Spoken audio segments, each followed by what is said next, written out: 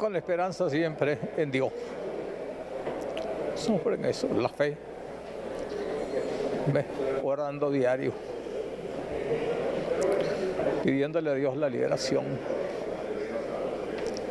Ya uno no pide nada, al país que sea, todos estar fuera de aquí. Sus plegarias fueron escuchadas, así lo resaltó Douglas, que con lágrimas agradeció a Guatemala por abrirle las puertas. Creo que ha sido el mejor momento de mi vida, la mejor alegría. Perdóname la emoción. Claro, muy difícil. Sí. Estoy bien, sí. Debo pasar un año encerrado. Estoy bien. Había veces que nos amenazaban con ametrallarnos. Somos malos. Son personas malas. Ahora espera ver y continuar apoyando a su familia. ¿Cuál es el camino para ti? ¿Qué es lo que esperas? Bueno, buscar a mi familia en Estados Unidos. Allá tengo una hermana, tengo una hija. Quiero salir a Miami. Solo eso quiero. Lo primero es agradecer a Dios, al gobierno de Guatemala y a sus habitantes. Nos han dado una acogida de hermano como persona. Otro caso es el de Carlos, que fue apresado el 28 de diciembre pasado por mostrar su apoyo a religiosos que eran capturados en suelo nicaragüense. Uno trata de poner la confianza en Jesucristo, pero uno es ser humano, ¿me entiende? Entonces incertidumbre porque no hay garantía en Nicaragua, no hay garantía jurídica, no tenemos garantía de nada, ¿me entiende? Entonces uno trata de pensar en la familia porque teme a que el gobierno tome represalias con ellos. ¿Qué sintieron cuando les dieron el mensaje que, por ejemplo, Guatemala los iba a acoger, les iba a dar pues ese espacio, salir de esa represión?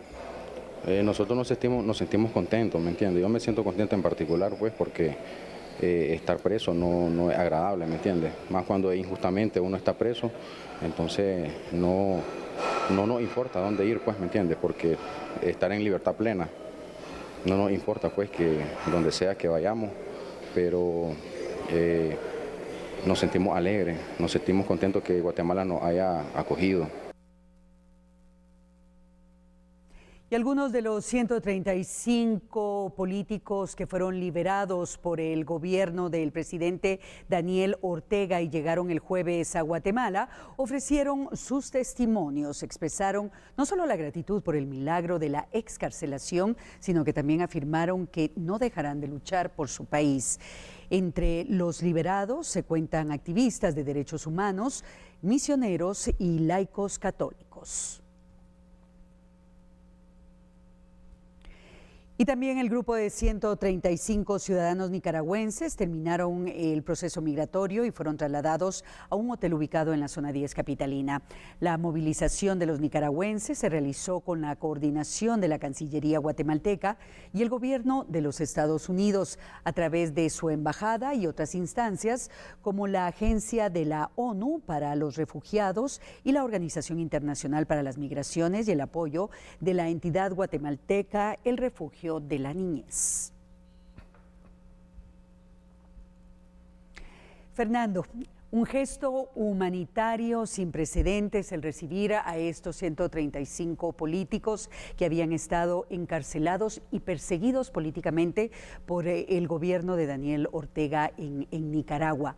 Llama poderosamente la atención los testimonios de confirmar lo que todos sabemos, y es que no hay garantías de ningún tipo en este país centroamericano y lo que les toca sufrir cuando se les veda el derecho a la libertad de expresión, a la libertad de religión, de profesar sus creencias, de apoyar a grupos y tener que soportar esa persecución política y más aún estar presos sin haber cometido ningún delito. Mira, yo creo que cuando entramos a un análisis de lo que significa el territorio nicaragüense bajo ese mandato de la dupla Ortega-Murillo, realmente te encuentras con una cantidad de historias tan tristes, tan impactantes, y escuchar en este caso de viva voz de una persona que literalmente, Cori, sentía todos los días que su vida iba a terminar. La expresión que él utiliza, personas malas. Correcto.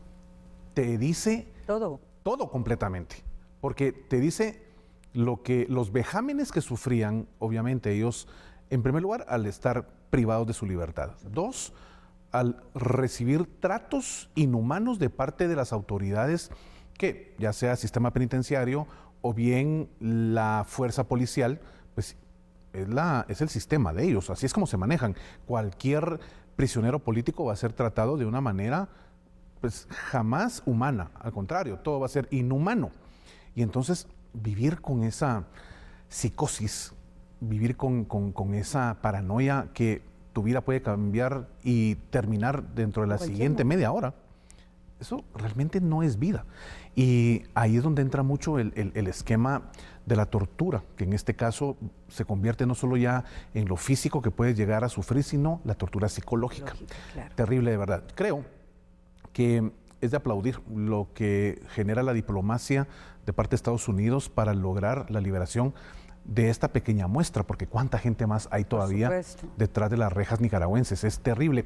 Y que hoy Guatemala pueda, como tú bien lo indicaste, generar esa política de fronteras abiertas y decirles, amigos nicaragüenses, no amigos, hermanos nicaragüenses, vengan para acá, les recibimos con los brazos abiertos, vamos a tratar de hacer su estadía durante el tiempo que dure, porque después van para Estados Unidos. Correcto.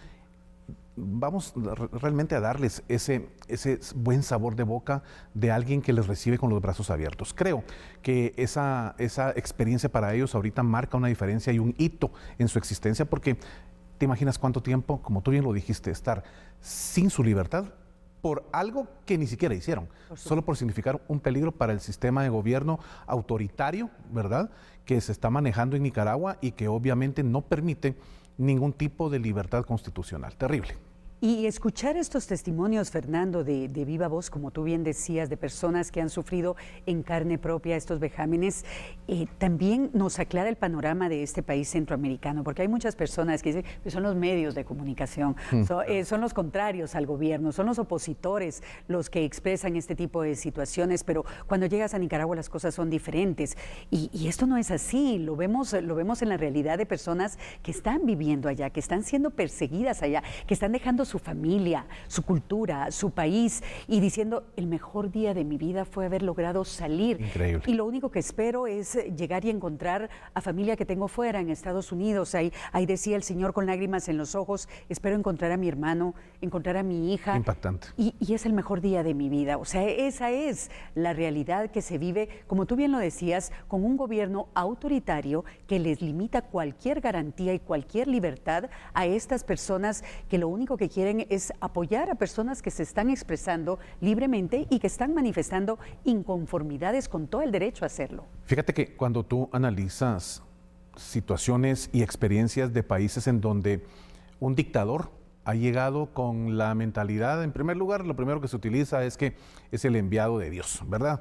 Utilizan la religión como un estandarte en donde lamentablemente mucha gente cae y sí, llegan a generar creencia en muchos y seguimiento de esas personas hacia la que se ha autonombrado como el enviado para cambiar la realidad del país.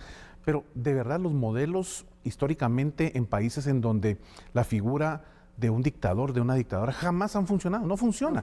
¿Por qué? Porque posiblemente los primeros 3, 4, 5 meses se pueda percibir que, sí está haciendo algo por todo el país y vamos a tener una vida distinta. Pasa el tiempo después y el dictador, ¿qué es lo que busca hacer? Hacerse, ¿verdad?, de los 3 poderes del Estado, anular completamente la figura de oposición y, naturalmente, empezar una persecución a cualquiera que se manifieste en contra de su línea de pensamiento. Ahí, de verdad, el país que sea, como decimos en buen chapín, se fue al trasto. Se fue al trasto. Y yo creo que no hay nada como entender lo que estipula nuestro artículo 140 de la Constitución Política de la República. Establece el sistema en cómo se conforma el Estado de Guatemala. Y dice, el Estado de Guatemala tiene un sistema basado en lo siguiente: republicano, representativo y democrático. No podemos permitir jamás que una figura como estas que estamos viendo en Nicaragua, como Venezuela, venga y afecte la esencia de vida de los guatemaltecos que vivimos en república, porque tenemos 3 estados. Los 3 estados independientes uno del otro, no hay subordinación entre ellos y nunca debemos permitir que eso vaya a cambiar. Segundo, democracia. ¿Por qué? Porque somos nosotros, el pueblo, el que manda. Definimos cada 4 años quién es el que va a manejar la política administrativa y todo el ámbito de las decisiones que deban tomarse para una mejor calidad de vida de todos quienes ponemos ahí a quien consideramos la mejor persona. Y por supuesto, la figura de la representatividad, que el pueblo esté representado en uno de los organismos más importantes y que genere desde el legislativo la oportunidad de tener leyes, normas que vayan enfocadas a alcanzar pues, ese tan ansiado objetivo primordial del Estado, que es el bien común. Y Cori, el bien común debe prevalecer siempre sobre el interés particular. Ese es el secreto para no permitir que este tipo de figuras vengan nunca a afectar la vida política de nosotros los guatemaltecos. Y Fernando, volviendo al tema de esas negociaciones en donde participó Guatemala, Estados Unidos, para abrir la puerta a estos presos políticos que estuvieron en Nicaragua perseguidos por el gobierno de Ortega, ¿podrían abrirse otras puertas y otro tipo de negociaciones en beneficio de los ciudadanos de países como Nicaragua, como Venezuela, que tú bien comentabas, que son tan afectados en la privación de sus derechos mínimos? Mira, te digo, lo que hizo Estados Unidos, que al final de eso no se sabe nada aún. ¿Cuáles fueron las negociaciones? ¿A qué término llegó? El por qué realmente de lograr esta liberación. Estás hablando de una diplomacia de primer orden para lograr que en este caso el país capitalista más importante del mundo logre en un país del corte que maneja en materia ideológica política como Nicaragua, se logre pues este resultado. Está bien que se vayan estos 135, claro, los vamos a liberar. Creo yo que si la diplomacia manejada en Nicaragua puede utilizarse en una Venezuela y por supuesto continuar en Nicaragua hasta lograr que más gente pueda salir y disfrutar de esa garantía elemental que es la libertad, enhorabuena. ¿Puede lograrse? Sí, creo que el nivel fue muy bueno y por supuesto cuando conozcamos cuáles fueron esos términos, ahí vamos a entender mucho de lo que lograron en estas negociaciones que ojalá pueda tener como resultado a más personas libres disfrutando el volver a encontrarse con su familia.